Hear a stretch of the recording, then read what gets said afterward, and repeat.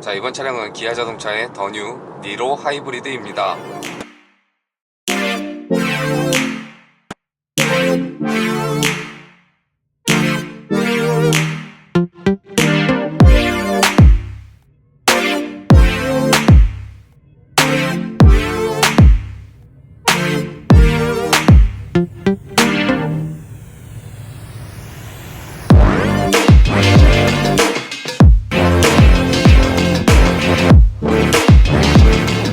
니로는 SUV 바디 스타일과 하이브리드, 플러그인 하이브리드, EV, 전기차 이렇게 친환경 모델로 라인업을 구축한 차량인데요. 얼마 전 디자인을 다듬고 운전자 지원 시스템을 향상시킨 페이스리프트 모델 더 뉴 니로를 새롭게 선보였습니다.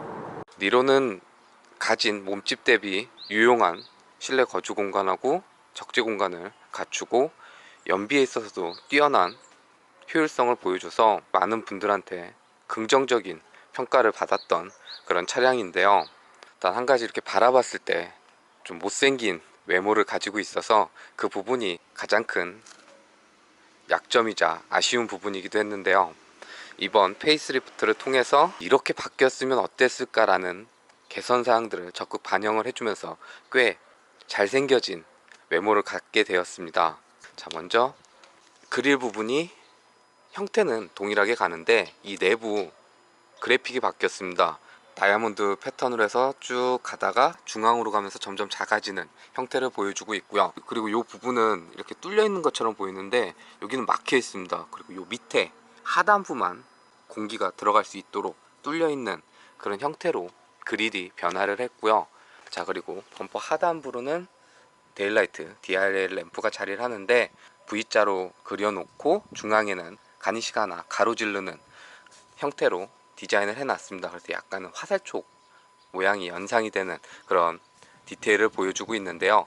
이 디자인은 이번 페이스리프트 모델에서 처음 선보였던 건 아니고 니로 EV에서 먼저 선을 보였습니다. 그때는 이 화살촉 모양이 한 개만 돼 있었고 여기는 이제 그 블루 컬러로 해서 가니시 장식이 들어갔는데 현재 페이스리프트 거친 모델은 이 램프를 두 개로 확장을 시키고 또 다른 느낌을 주는 그런 디자인으로 변화를 했고요. 이 포그램프 크기가 작아졌습니다. 이전엔 좀 약간 큰 형태라서 어색한 느낌이 있었는데 지금은 꽤 깜찍한 크기를 가진 디자인으로 변경이 된 모습을 보여주고 있고요. 그리고 이에는 기존 모델과 동일한 모습을 보여주고 있는데요. 헤드램프는 이쪽이 이제 턴 시그널, 방향지시 등 램프가 점등이 되고 시승차는 노블레스 스페셜 최상위 트림의 선택 사양도 거의 다 반영이 된 풀옵션 차량이라 헤드램프도 LED 램프가 적용이 된 모습을 보여주고 있는데요. 이 안에 이렇게 약간 녹색빛이 비치면서 이쪽도 그렇고 그리고 이쪽으로는 또 디테일을 살려주고 이 안에도 또 다른 패턴을 그려놨습니다. 이렇게 사각형 형태의 패턴을 넣어놔서 이렇게 금속으로 감싸 놓고 여기는 또 그린톤으로 디테일을 살려준, 그러니까 세그먼트 대비했을 때 꽤 괜찮은 디자인과 디테일을 가진 그 헤드램프가 적용된 모습을 보여주고 있고요. 이렇게 봐도 꽤 이쁩니다. 화살촉 모양의 DRL은 현재 방향에서 봤을 때와 이 각도에서 봤을 때 좀 다른 분위기를 연출해 주기 때문에 이 전체적인 헤드램프의 디테일과 이 DRL 새롭게 적용된 램프 디자인은 잘 어울리고 있다 라고 볼 수 있을 것 같습니다. 그래서 이렇게 보면 페이스리프트 이전 모델보다는 확실히 윤곽도 좀 뚜렷해지고 잘생긴 인상을 가지게 되었고, 자, 그리고 사이드 측면에서는 페이스리프트 모델이기 때문에 크기가 바뀌거나 골격이 변화된 건 아니라서 동일한 디자인을 보여주고 있는데요. 단 부분 변경할 때 가장 적극적으로 변화를 줄 수 있는 휠을 새롭게 디자인해 줬습니다.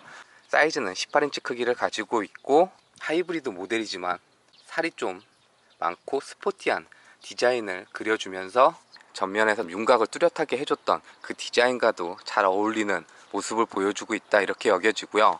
타이어는 미쉐린사의 18인치 타이어가 장착이 되어 있습니다. 그러니까 측면에서는 신규 디자인된 휠이 추가가 됐다 이렇게 보시면 될 것 같고요. 자, 그리고 리어 후면부에서도 기존 모델을 베이스로 램프 디테일과 하단부 리플렉터의 변화를 좀 주었는데요. 우선 테일램프의 그래픽이 변화를 했습니다. 이전에는 이렇게 C자 형태로 해갖고 3개로 이루어진 그래픽을 보여줬는데, 현재는 라인을 이렇게 그어서 하나, 그리고 밑에 쪽에도 라인을 긋고 이렇게 하나, 2개로 그래픽이 나눠진 그런 형태를 보여주고 있고요.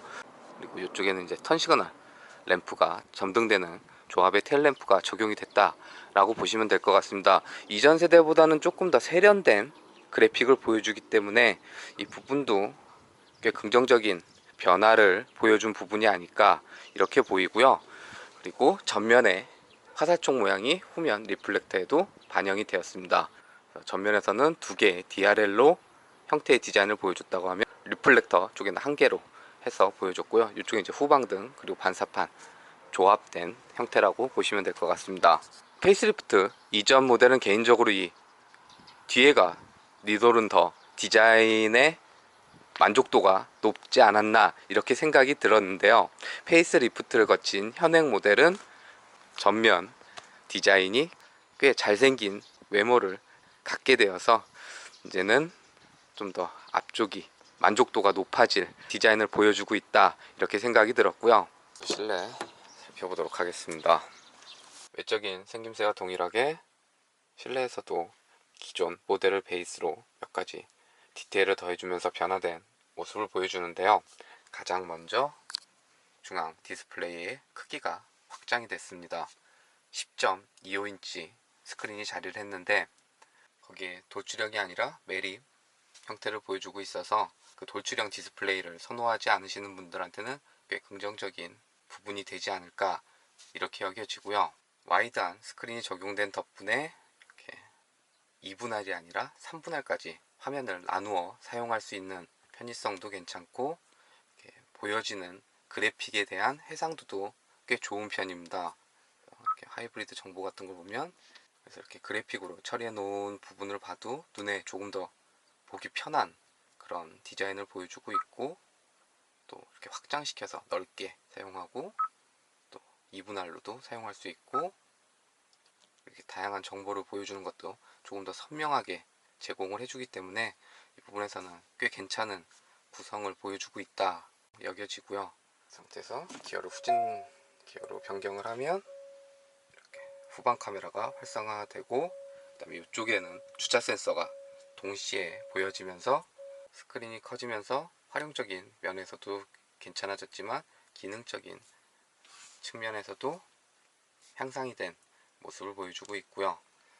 그리고 하단부는 에어벤트하고 인포테인먼트 관련 기능 버튼들이 자리를 했는데, 페이스리프트 이전에는 이렇게 단을 2개로 나눠서 이 기능 버튼들이 자리를 했던 걸로 기억을 하고 있는데, 현재는 한 단으로 버튼을 나란히 배열시킨 형태로 변화를 한 걸로 보여집니다.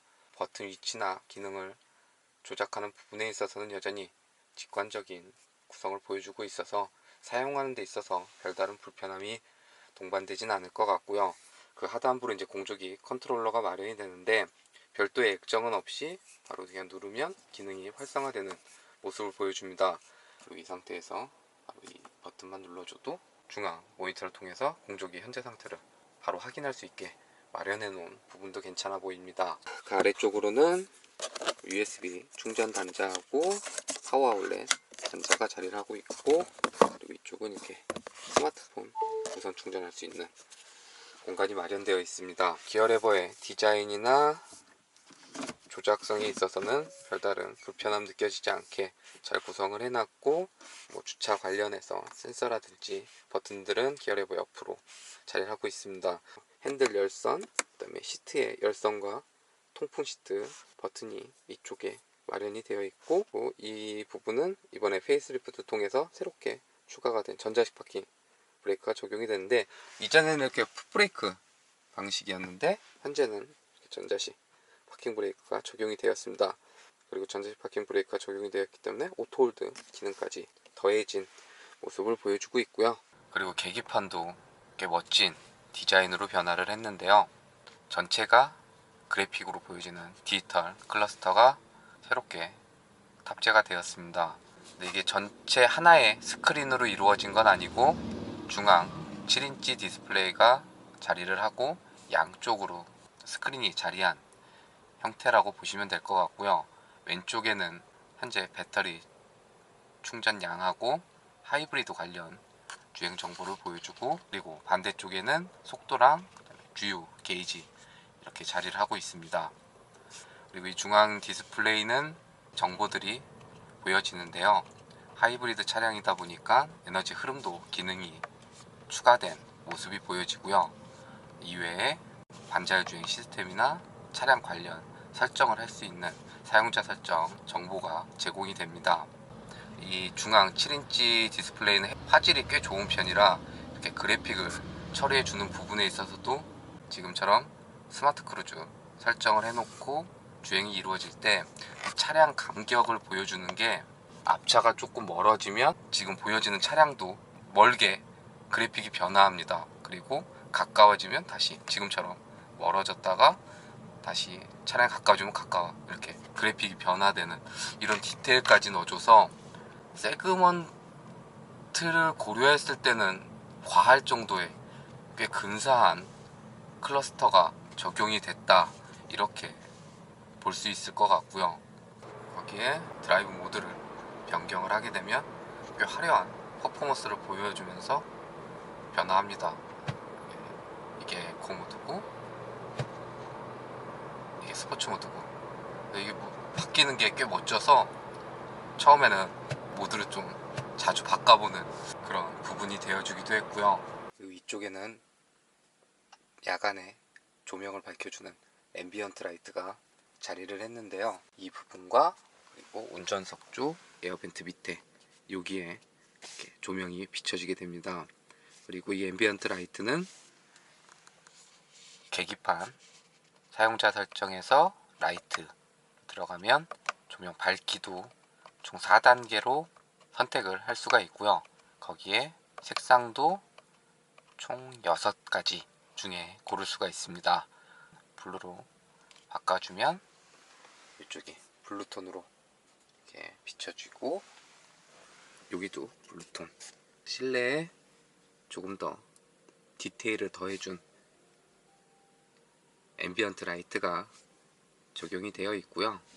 전반적으로 디자인도 꽤 깔끔하게 그려져 있고 직관적인 조작성이 있어서도 사용하는데 별다른 불편함은 없어서 세그먼트 대비해서 괜찮은 구성을 갖추고 있다, 이렇게 보여지고요. 그리고 2열 공간도 살펴보겠습니다. 자, 운전석은 제가 운전하는 그대로 포지션 해놨고, 보조석은 조금 더 뒤로 밀어놓은 상태라고 보시면 되고요. 레그룸, 헤드룸 모두 아주 여유로운 공간을 보여주고 있습니다. 이 부분이 니로가 긍정적인 평가를 받는 데 있어서 하나가 아닐까 여겨질 정도로 꽤 괜찮은 실내 거주 공간을 제공을 해주고 있습니다. 거기에 2열 시트는 등받이 각도 조절이나 앞뒤로 이동은 안 되지만 기본 각도 자체가 좀 뒤로 누워있는 편이어서 착자했을 때 딱히 불편함이 느껴지진 않고, 옵션 사양이긴 하지만 2열 시트에도 2단계로 조절할 수 있는 열선 기능도 적용이 되어 있고, 에어벤트라든지 220V 전원 단자도 마련이 되어 있습니다.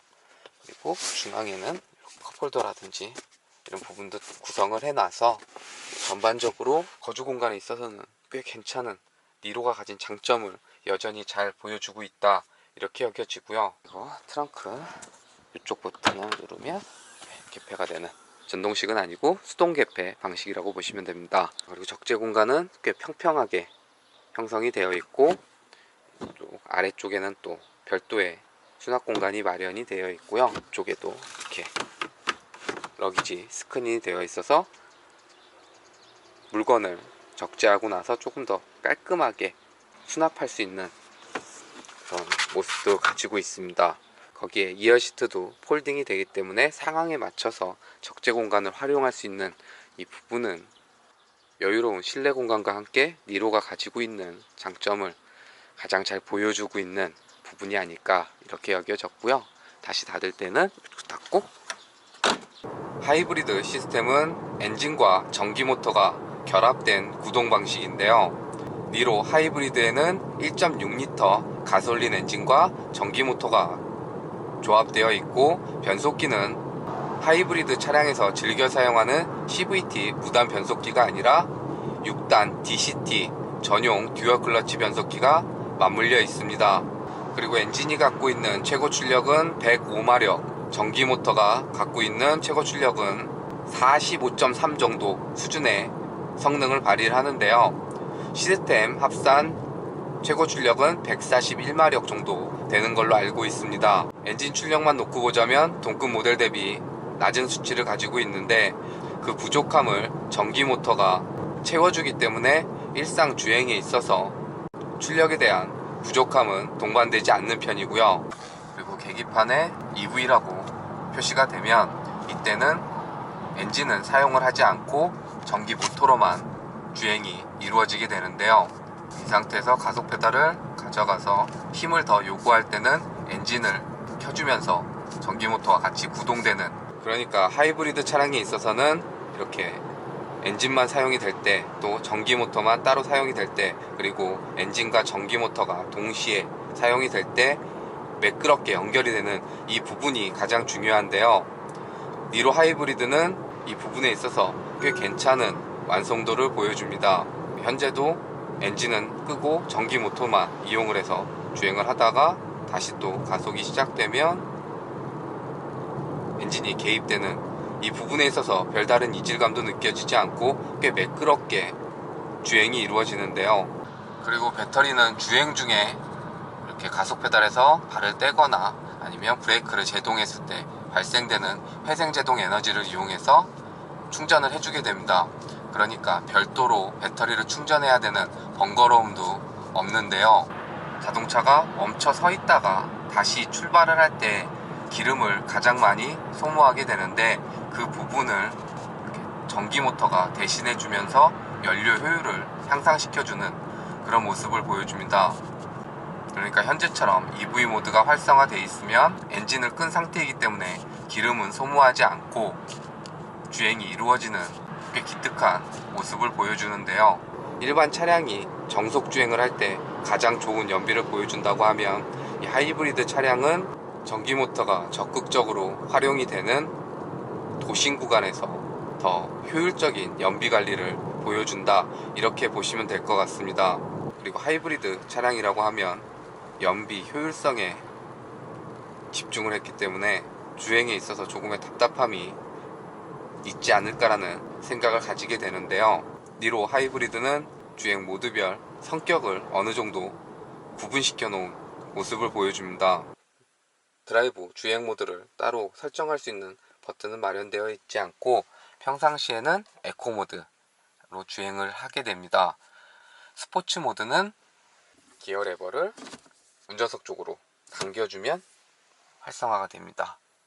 평상시에는 이렇게 에코 모드로 연비 주행을 하다가 스포츠 모드로 바꾸게 되면 가속 페달의 초기 반응성이 한결 산뜻해지면서 꽤 가벼운 몸놀림을 보여주는데요. 물론 가진 출력 대비 더 많은 힘을 내주는 건 아니지만 답답하지 않은 가속감을 느낄 수 있는 부분은 꽤 괜찮은 구성을 보여주고 있다 라고 여겨지고요. 거기에 기어 레버를 운전자 쪽으로 당겨주는 것만으로 바로 스포츠 모드가 활성화되고, 다시 원위치 시키면 에코 모드가 변환되는, 실제 주행할 때 바로바로 모드를 변환할 수 있는 이 부분은 꽤 편리한 구성을 보여주고 있었고요. 자, 이 패들 시프트는 현재 에코 모드 주행일 때 회생제동 레벨을 설정할 수 있는 그 패들 역할을 해주는데요. 이 상태에서 당기면 계기판에 레벨 1, 그 다음에 레벨 2, 레벨 3 이렇게 총 0부터 3까지 4단계로 설정을 할 수가 있습니다. 그래서 3으로 해놨을 때는 회생제동 에너지를 가장 강하게 적용을 해서 주행시 배터리를 충전을 적극적으로 하겠다라는 감도라고 보시면 되고요. 근데 패드를 끼면 이렇게 숫자가 내려가게 됩니다. 0으로 세팅을 하게 되면 회생제동 에너지는 최소화시키고 일반 차량처럼 별다른 이질감 없이 주행을 하는 회생제동 에너지의 레벨을 설정할 수 있는 그 패들 역할을 해주는데요. 드라이브 모드를 스포츠로 바꾸게 되면 일반 차량에서 했던 기어 단수를 바꿔주는 역할로 변화하게 됩니다. 반대쪽 레버를 당기면 4단, 5단, 그리고 내리면 4단, 3단 이렇게. 에코 모드일 때는 회생제동 에너지의 레벨을 설정할 수 있고, 스포츠 모드일 때는 기어 단수를 변화할 수 있는 두 가지의 역할을 동시에 해주는 패들 시프트가 적용이 되어 있다 라고 보시면 될 것 같고요. 핸들 조향은 직결감이 그렇게 있진 않지만 조향하는 대로 솔직하게 반응을 해주는 편이고, 이질감도 그렇게 크지 않은 모습을 보여줍니다. 거기에 브레이크 제동력은 하이브리드 차량은 이렇게 제동을 하는 순간 바로 회생제동 에너지가 발생을 하기 때문에 어느 정도의 이질감을 가지고 있는데요. 이 녀석도 초반에는 약간의 안 밟힌 듯한 느낌을 가지고 있는데, 일상 주행에 있어서 그렇게 불편함이 느껴지진 않는 편이었고, 또 페달을 조작하는 양만큼 일정하게 제동이 이루어지는 모습을 보여줍니다. 이제 정차할 때 브레이크를 조작을 하게 되면 회생제동 에너지가 발생을 할 때 내는 고주파음은 좀 실내로 유입이 되는 편이었고요. 그리고 승차감은 부들부들한 그런 승차감을 제공을 해주는데, 이 상하로의 움직임은 좀 있는 편이고 좌우로 되는 롤링은 꽤 억제되어 있는 그런 모습을 보여주고 있고, 또 배터리팩이 차량 하부에 위치하다 보니까 무게중심이 낮아진 데서 오는 이점도 어느 정도 가지고 있는 것 같습니다. 그래서 핸들 조향을 조금 많이 가져가더라도 이렇게 허둥대지 않는 모습을 보여주고, 일정 속도 이상에서의 주행에 있어서도 운전자한테 별다른 불안감을 느끼게 하지 않는 꽤 안정적인 주행이 이루어지는 부분은 인상적이었고요. 거기에 전방 시야도 꽤 열려있는 편이고, 측면에 사각지대가 잡히는 부분도 그렇게 크지 않아서 일상 주행을 하는 데 있어서 별다른 불편함이 느껴지진 않고요. 그리고 반자율 주행 시스템도 한 단계 더 향상된 모습을 보여줍니다. 먼저 크루즈 컨트롤은 여기서 버튼을 눌러서 그리고 속도를 설정을 해주면 계기판에 이렇게, 지금 현재는 30km 속제 구간이라 30km 설정해놨는데, 이 레버를 올리게 되면 속도가 올라가게 되거든요. 이렇게 저는 80km로 맞춰놓도록 하겠습니다. 그러면 가속 페달과 브레이크 페달을 별도로 조작하지 않아도 앞차와의 거리를 계산해서 제가 지정해 놓은 속도 안에서 주행이 이루어지는 모습을 연출을 해주고요. 그리고 이 스마트 크루즈 컨트롤은 앞차가 멈췄으면 따라서 멈춰서고, 앞차가 다시 출발하게 되면 따라가는 스탑앤고 기능까지 포함이 되어 있습니다. 그래서 현재처럼 앞차가 정차를 하면 정차를 스스로 하게 되고요. 이 상황에서도 브레이크 페달을 조작할 필요가 없이 이렇게 멈춰서 있습니다. 그리고 이제 이렇게 다시 앞차가 출발을 하면 알아서 따라갑니다. 한 단계 더 똑똑해진 스마트 크루즈 컨트롤이 적용이 되어 있고요. 거기에 차선 유지 어시스트를 기반으로 한 핸들 조향 기능도 적용이 되어 있습니다. 별도로 조작을 하지 않아도 차선과 차선 사이를 계산해서 중앙을 잡고 주행이 이루어지는 이 모습을 연출을 해주는데요. 차선 유지 어시스트도 이전에는 속도가 60km 이상에서만 기능이 활성화가 됐었는데, 현재는 속도랑 상관없이 핸들을 조향해주는 핸들 조향 어시스트가 적용이 되어 있습니다. 그러니까 한 단계 더 똑똑해진 반자율 주행 시스템이 적용이 되었는데요.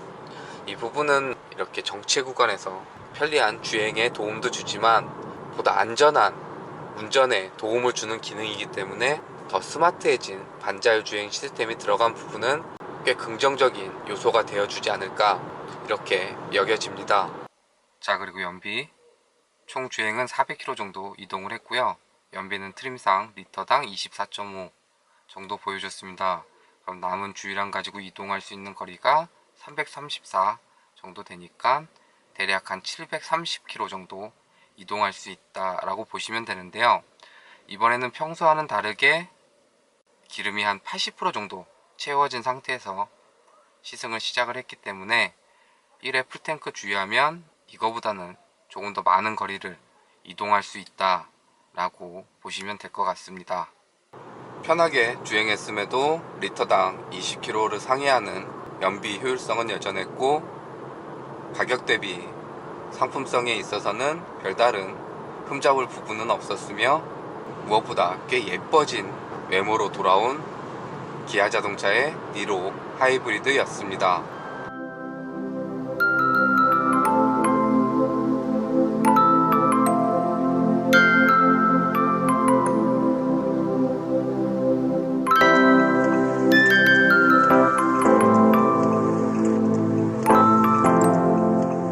네, 안녕하세요. 예, 개그맨 양성국입니다. 우리 또 자동차 전문 TV 레알 TV 여러분들 많이 시청하고 계신데, 더욱더 재미있는 소식이 많이 있으니까 여러분들 레알 TV 많이 시청 부탁드립니다. 레알 TV 많이 사랑해 주세요.